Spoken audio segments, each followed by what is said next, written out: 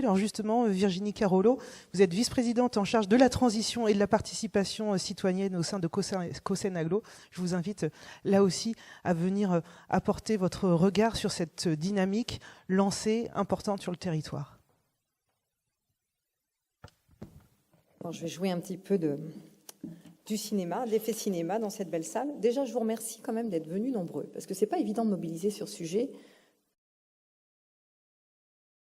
Difficile de mobiliser la société civile, et c'est ce titre-là que je remercie sincèrement le Conseil de développement qui s'est saisi de la question. Et sans eux, nous n'aurions certainement pas pu organiser ce grand débat qui est pour nous essentiel. Monsieur le Président Wess l'a dit, c'est en mobilisant tout le monde qu'on réussira cette transition écologique. Certains m'ont dit, j'attendais tout à l'heure en même temps que j'accueillais les différents invités ce soir, et ceux qui viennent spontanément me disaient, certains, de toute façon on est là mais c'est déjà trop tard. Alors ce n'est pas le message qu'on a envie de passer aujourd'hui. Il est certain que, comme vous le voyez derrière moi, l'augmentation de l'effet de serre donne une surchauffe de la planète, on le sait.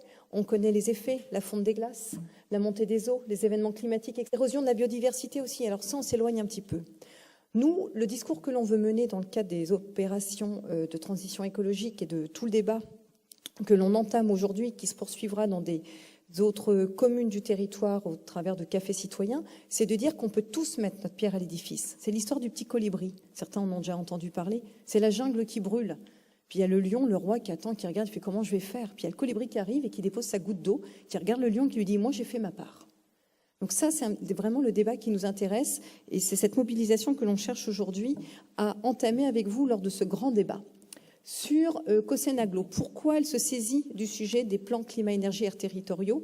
Parce que tout simplement, dans le cadre de ces compétences, il y a déjà 15% des leviers qui dépendent des compétences de Cosén Aglo. Et si on élargit encore un petit peu plus loin, si on met les marchés publics, puisque nous sommes un investisseur public sur le territoire, c'est près de 40%, 50% d'effet de levier qu'on peut avoir sur ces questions-là de transition énergétique. Le plan climat-énergie-air territorial que l'on va évoquer aujourd'hui, dont les conclusions vont être présentées là dans le cadre, en tout cas de la première partie diagnostic, c'est une des étapes que l'on fait au niveau de Cosén Aglo.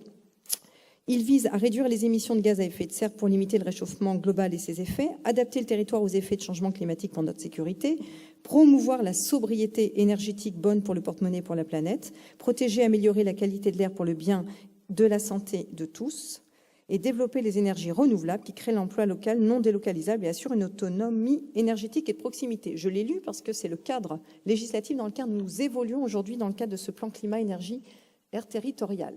Peut-être une petite histoire, on avait déjà fait un plan climat-énergie territorial qui est aussi en analyse et en évaluation des politiques publiques et on a juste rajouté l'air pour que le territoire se mette en phase avec la réglementation.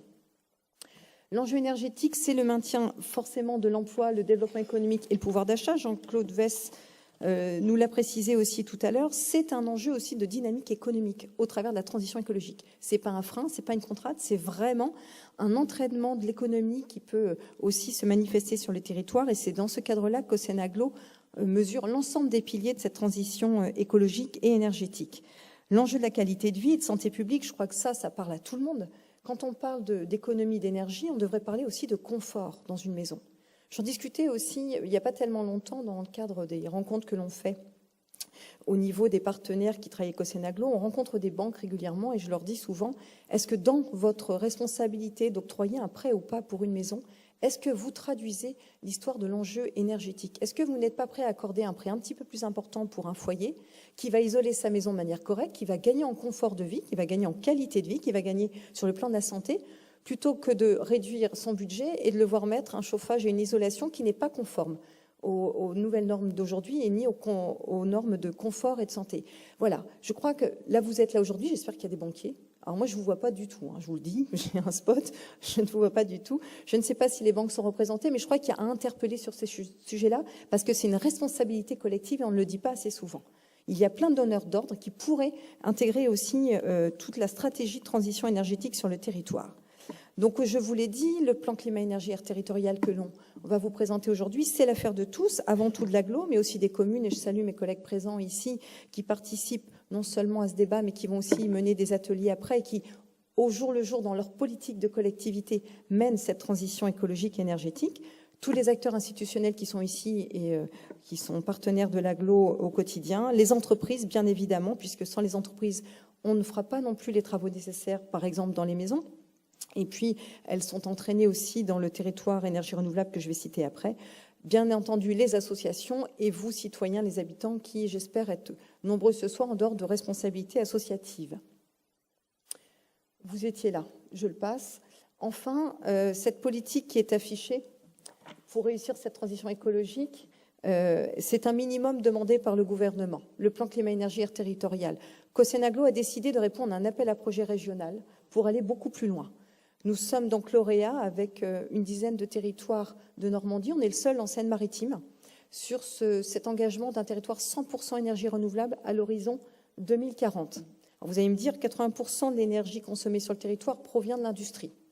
Certes, ça ne nous empêche pas de travailler sur l'énergie renouvelable à hauteur de 100% pour les 20% qui restent. Et ça ne nous empêche pas non plus de créer cet effet d'entraînement sur l'ensemble de la société civile, professionnelle, institution, autour des énergies renouvelables qui sont essentielles. Le plan climat-énergie territorial, pour le bien de tous, on l'a dit, c'est l'efficacité énergétique, c'est la sobriété et c'est la création d'énergies renouvelables sur notre territoire. Et c'est avec vous que nous, on va construire ce projet, avec vos idées, avec vos initiatives, et à nous de les mettre en musique au sein de Cossen-Agglo et le Conseil de développement, à qui je vais laisser la parole, avec son président, M. Xanka. Tout de suite. Merci.